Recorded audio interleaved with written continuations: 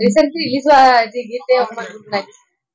এই বহনা বহনা কুকুৰে বহনা কনা কনা মই তোৰ হয়নে কনা মুখে কৰি লৈ যা তোৰ ঘৰৰে কইনা গঢ়াবলৈ দিবে মনে সোণৰে গহনা ৰৈ আছো তোৰে বাবে মই তোৰ তই মোৰ সকলোৱে কয় জানো।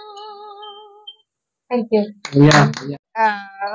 ইউনিসেক্স সেলুন এখন ওপেনিং কৰিছো য'ত ল'ৰা ছোৱালী দুটাকে সমানে মানে পাৰ্লাৰৰ সা সুবিধাখিনি দিয়া হৈছে আৰু ইয়াত খুব ৰিজনেবল ৰেটত মানে বস্তুখিনি ৰখা হৈছে যাতে ধনী দুখীয়া গোটেইখিনি মানে সুবিধাখিনি ল'ব পাৰে আৰু গুৱাহাটীৰ দৰে সমানে ফেচিলিটি ৰখা হৈছে।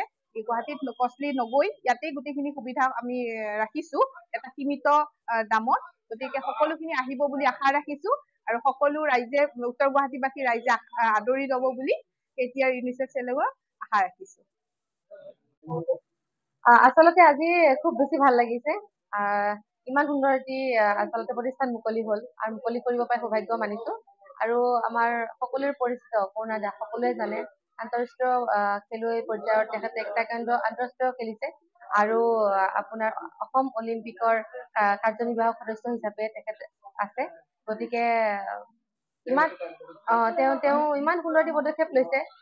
সংস্থাপন হ'ব, এতিয়া ল'ৰা ছোৱালীখিনি সংস্থাপন হ'ব, প্লাছ আমাৰ এইখিনি জেগাত নৰ্থ গুৱাহাটীৰ এইখিনি জেগাত খুব উন্নত প্ৰযুক্তি থকা চেলুন মানে বহুত কম, গতিকে এইখন হ'ব। আৰু এটা কথা মই গম পাইছো যে দাদা আৰু বৌৰ ফালৰ পৰা গম পাইছো যে খুব ৰিজনেবল প্ৰাইচত, গতিকে কাৰণ কিয় ইমান অত্যাধুনিক সঁজুলি আছে, ইমান ধুনীয়াকে বনাইছে আৰু ভাবিব পাৰে মানুহে যে বহুত দামী নেকি, কষ্টলি নেকি, মানুহখিনি আহিব নাহিব, কিন্তু ৰিজনেবল প্ৰাইচত হ'ব। গতিকে ৰিজনেবল প্ৰাইচ যিহেতু কৰিছে সকলোৱে সাধাৰণ মানুহখিনিও আহিব পাৰিব আৰু সকলোৱেতো আজিকালি ধুনীয়া হ'বই বিচাৰে, গতিকে সকলোৱে আহিব, ধুনীয়া হৈ যাব খুব কম প্ৰাইচত।